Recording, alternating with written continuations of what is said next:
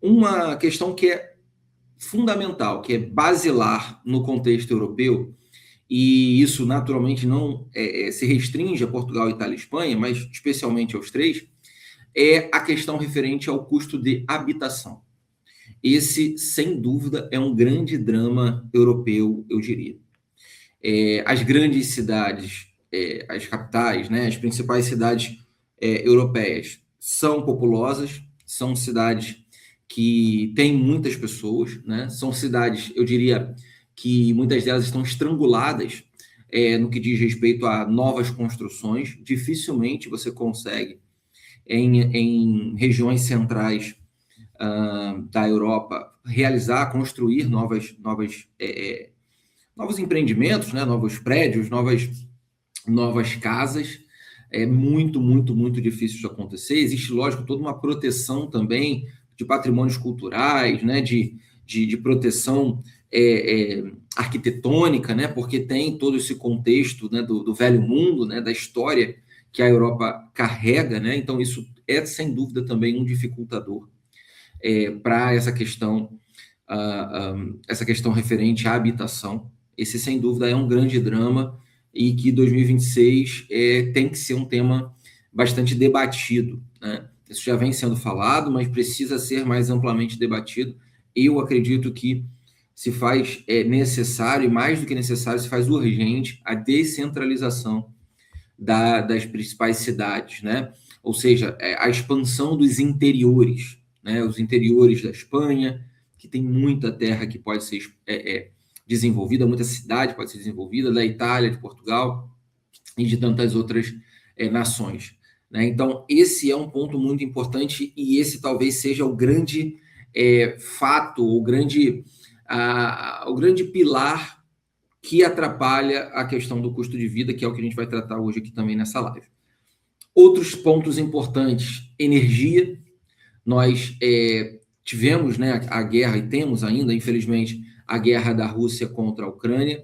Isso foi um golpe direto no fator energético da Europa, principalmente para os países que estão mais próximos da guerra, né? Então, a Alemanha sofreu muito, França sofreu muito, Itália também passou por algumas questões e outras tantas nações sofreram bastante com essa questão da guerra. E isso também trouxe consequências no que diz respeito aos custos de combustíveis e de alimentos. Se você conversar, hoje eu vivo em Portugal, se você conversar com um português ou com um estrangeiro que vive em Portugal há 10 anos, há 8 anos, você vai ouvir da boca dele falando que tudo era muito barato. E hoje já não é mais assim. Não quero dizer que está tudo caro, não é isso que eu estou falando, né? Mas em comparação com os anos anteriores, houve um aumento do custo de vida como um todo.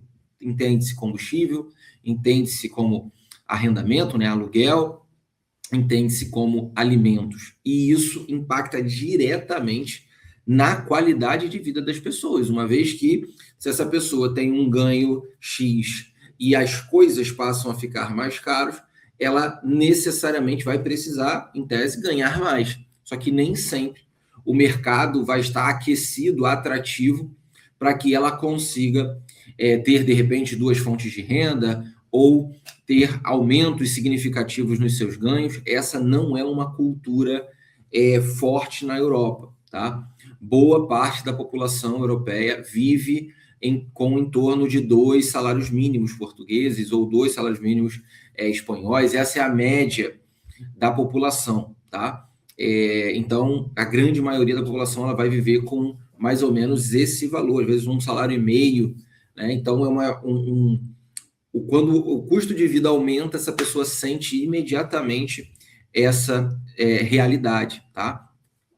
Então, essa questão referente à inflação, ao custo mais alto, ela vai impactar nas até crises, né? Problemas, mudanças de governo.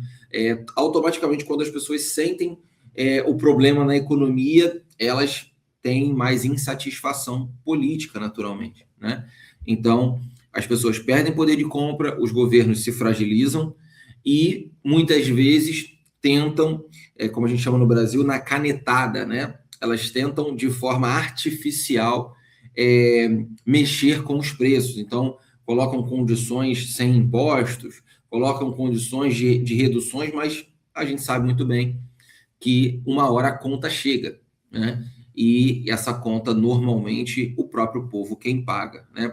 Ninguém dá nada de graça, não há nada de graça, tudo tem um custo, alguém está pagando essa conta para que, por simplesmente uma canetada, se abaixe o custo de um combustível ou de qualquer outra coisa. Então, isso é muito importante. A gente já sofreu vários problemas no Brasil em relação a isso, né? Há ações, muitas vezes, chamamos de populistas, né? Eleitoreiras, dependendo do caso, para poder trazer uma sensação de redução de custos para a população, mas no final das contas a gente vê que isso é artificial e a conta chega lá na frente. Então, eu quero trazer esse contexto aqui para você, eu vou fazer uma comparação mais ou menos rápida aqui, não quero me estender muito nessa live, mas trazendo um pouquinho do contexto português, do contexto espanhol e do contexto italiano. Perfeito? Bom, vamos lá.